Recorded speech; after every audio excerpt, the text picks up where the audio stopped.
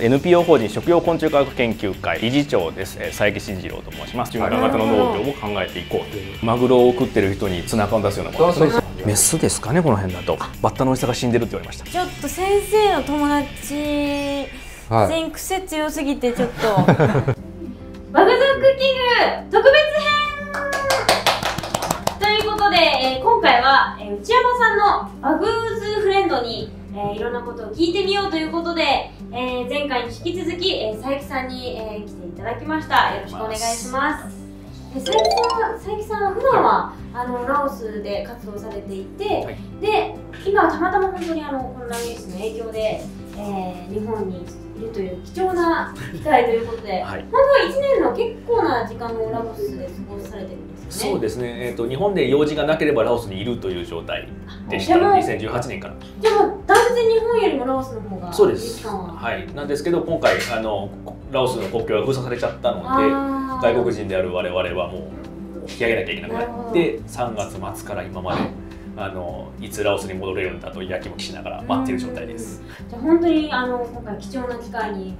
内山さんの友達ということで来ていただいてありがとうございます。ということでせっかくの機会なので今日はいろいろ聞いちゃおうと思います。今日はようこそおいでいただきありがとうございました。ご無沙汰します。こうやってリアルにお会いするのもう何年ぶりぐらいですよね。そうですね。去年は会わなかったかもしれないです。2年ぶり、1年2年ぶりぐらいで、本当に10年来の友人というかお付き合いさせていただいてます。こちらの昆虫大好きで食べることも大好きでいろいろ研究熱心な方で食用昆虫科学研究会の理事長をされてます。でますます活躍されてると思うので、僕も知らないこと結構あるので今日はいろいろ根掘り葉掘りいろいろお聞きできれば楽しいかと思います。よろしくお願いします。ではまずは佐伯さん自身のことについていろいろお伺いしていきたいと思います。はい、普段はどんな活動をされてるんですか。はい、今ラオスで国際協力 NGO と一緒にラオスの栄養をどうにかしようというプロジェクトに参加しています。その中に僕は昆虫専門家として参加していて、僕の担当というのは昆虫食、養殖した昆虫を使って、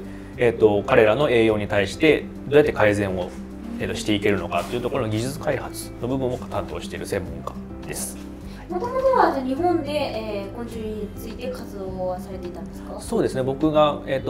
昆虫食の研究を始めたのは2008年で、その時に内山さんの楽しい昆虫料理という本を買ったのがきっかけです。内山さんきっかけだったんですか。そうです。そこからスタートして、その時は大学院で別の研究をしてたんですけど、その後で昆虫食の研究をメインにしようと方針転換をして、それで、NPO 法人食用昆虫科学研究会というのもNPO 法人化をして、活動してきたんですけど、その時にラオスの人たちは昆虫を食べるんだけども栄養が足りてないという話を聞いたんですね。でそうするとそれまで日本で昆虫には栄養があるどやというふうにアピールをしてきた時に、あれ食べてるのに栄養が足りてないって何が起こってるんだろうっていうのが気になって、じゃあ行ってみるかということでスタートしたって感じです。じゃあ本当内山さんきっかけでそうです海外で活動するくらいに、はい、のめり込みました。一番走るトレンドと言っても過言ではない。そうですね。次世代を継ぎたいぐらいの。はい。でもやっぱり僕と内山さんもやっぱり得意不得意というかいろんなそのスタンスの違いがあって、それが別々であるのが楽しいんじゃないかなと最近は思ってます。なるほど。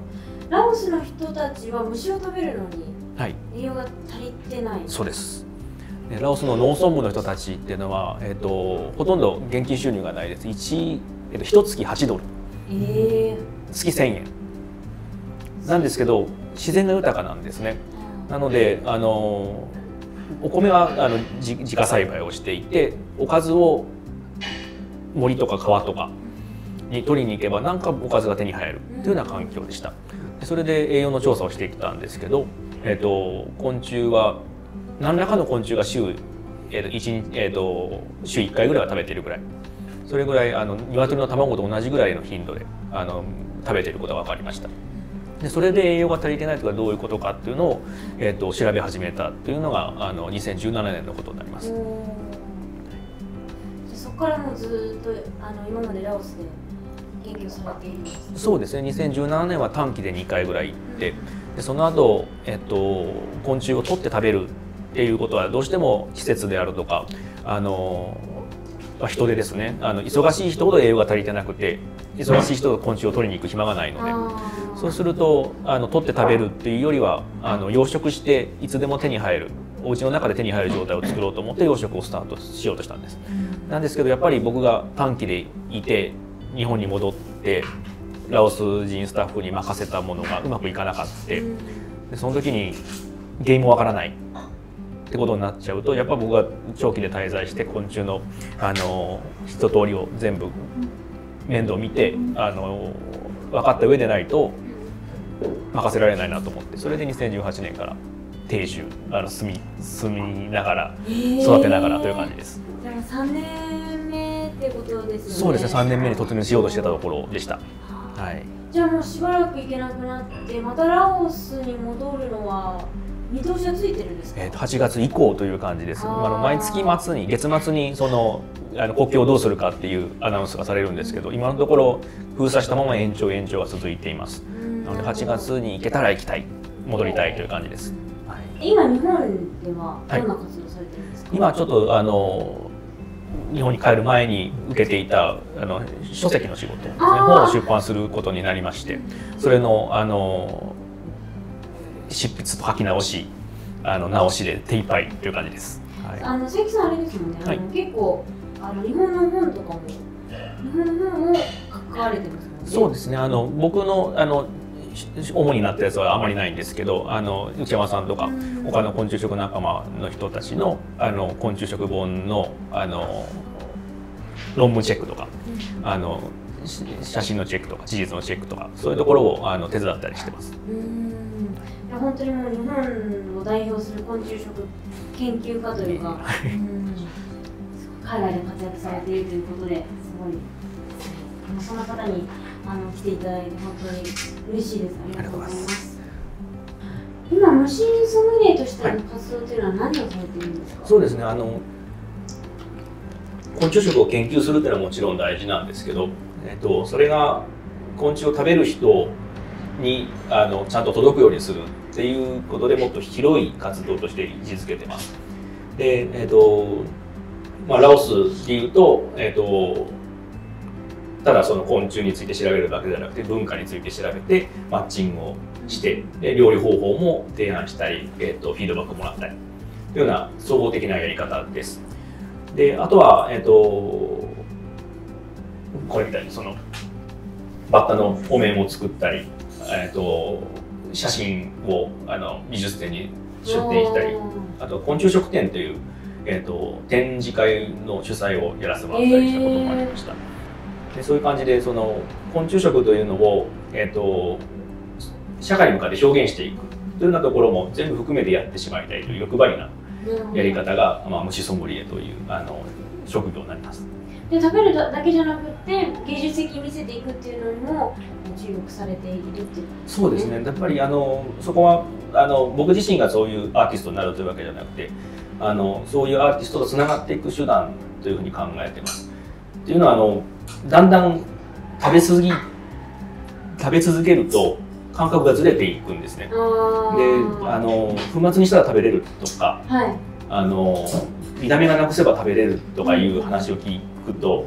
ちょっとよくわかんないなって感じになってきてしまって美味しそうに見えるんですよ。で昔カマドゥーマが苦手だったんですけど、カマドゥーマが僕が眼鏡を外してシャワーを浴びてる時にピョンと出てきてすごく驚かされたので嫌いだったんですけど、食べてみて美味しかったんですよ。でそこからカマドゥーマが好きになっちゃって、でその後カマドゥーマを見ると美味しそうだなって思うようになってきちゃって、一般の人たちが昆虫に感じる感覚と昆虫食に感じる抵抗感みたいなのがもう僕はもうなくなっちゃったんですね。なのでやっぱり表現の人たちとつながることで一般の人たちにどうアプローチしていくかっていうのをやりたいということで、そういう方にも手を広げてます。もう最初から全然抵抗なかったですか？大人になってからダメっていう人も結構多いじゃないですか。抵抗ありましたね。症状はもちろんそうなんですけど、やっぱり初めて見る味のわからないものっていうのは茹でた後1時間ぐらい迷って食べるのを躊躇したことあったんですけど、一度美味しいと分かってしまったらもう感覚はずれてきます。美味しそうに見えてくるので、そういう感じでもともとその昆虫が食べたくないからスタートした2008年からスタートしたんですけど、今だんだんもう美味しそうに見えてくるので、じゃあそこのギャップをどうやって埋めるかっていうのはいろんなネットワークを作っていく必要があるだろうなという感じです。